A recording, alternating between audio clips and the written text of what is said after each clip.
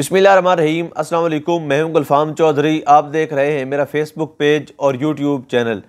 आज के हवाले से दो बड़ी डेवलपमेंट हुई। फ़र्स्ट ऑफ़ ऑल, सदर पाकिस्तान डॉक्टर आरिफ अलवी ने अपने इख्तियारात का इस्तेमाल करते हुए इलेक्शन अनाउंस कर दिए हैं।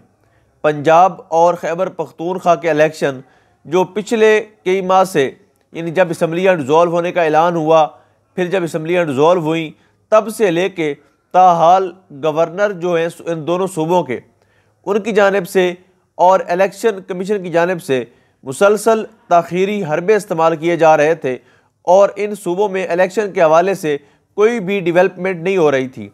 एट द एंड सदर पाकिस्तान ने अपने इख्तियारात का इस्तेमाल करते हुए आइन के एक्ट नंबर 57A के तहत ये हुक्म जारी किया कि 9 अप्रैल को पंजाब और खैबर पख्तूनख्वा के इलेक्शन करवाए जाएंगे।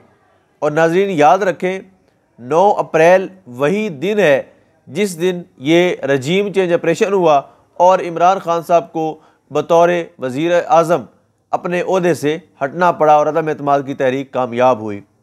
तो इस तरह से ये दोनों मवाक़ों में ममासलत भी पाई जा रही है कि 9 अप्रैल को जिस तरह रजीम चेंज के ज़रिए इमरान खान को घर भेजा गया था, अवाम उसी तरह से अब 9 अप्रैल को अपना फ़ैसला सुनाकर इमरान खान को दोनों सूबों में 2/3 अक्सरियत से वापस लाते हुए दिखाई देते हैं।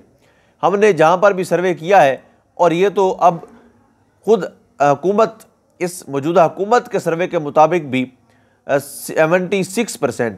76% लोग इस वक्त इमरान खान को वोट देने के लिए तैयार हैं।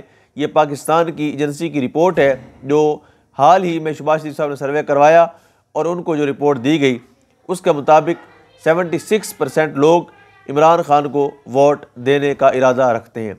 दूसरी डेवलपमेंट इमरान खान की अदालत में पेशी के हवाले से, यानी अगर हम बात करें कि एक तरफ पाकिस्तान के ख़जाने को बर्बाद करने वाला मनी लॉन्डर इसहाक डार, दूसरी तरफ 16 अरब मनी लॉन्ड्रिंग के मुलजिम शहबाज शरीफ का बेटा और ख़ुद मनी लॉन्ड्रिंग करने वाला शख्स सलमान शहबाज, उन दोनों को, यानी सलमान शहबाज हो या इसहाक डार हो, उनको बग़ैर अदालत में पेशी के हिफाजती ज़मानत मिल जाती है। उनको सरकारी तैयारों में बिठाकर पाकिस्तान की सरज़मीन पर लाया जाता है, यहाँ का नेल्सन मंडेला बनाकर पेश किया जाता है, यहाँ पर वड्डा मुइशतदान के तौर पर मुतारिफ़ करवाया जाता है। इस वक्त उस तजर्बाकार मुइशतदान ने पाकिस्तान की मुइशत को तबाही के उस धाने पर ला खड़ा किया है कि जहाँ हमने सोचा ही कभी नहीं था।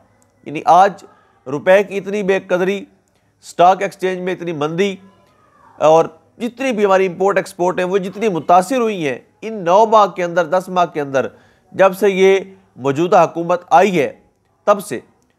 तो अगर हम इसमें बात करें, ऐसे लोगों को प्रोटोकॉल के साथ लाया जाता है, अदालत में बग़ैर पेशी के हिफाजती ज़मानत भी मिल जाती है, लेकिन इस मुल्क का साबिक वज़ीर आज़म जिसको पाँव में 4 गोलियां भी लगी हैं, ऐसे बंदे को हिफाजती ज़मानत तब तक नहीं मिल सकती जब तक वो अदालत ना आ जाए।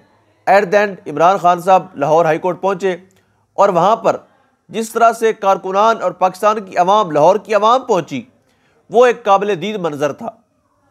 यानी जब अवाम ने समझा कि कहीं ऐसा ना हो कि इदारे एक बार फिर मिली भगत के साथ, जिस तरह इत्तलात आ रही थी कि FIA ने फॉरेन फंडिंग केस में और साइफर केस में इमरान खान को गिरफ्तार करने का फ़ैसला कर लिया है, तो इस हुकूमत से और तवक्को अब क्या कर सकते हैं।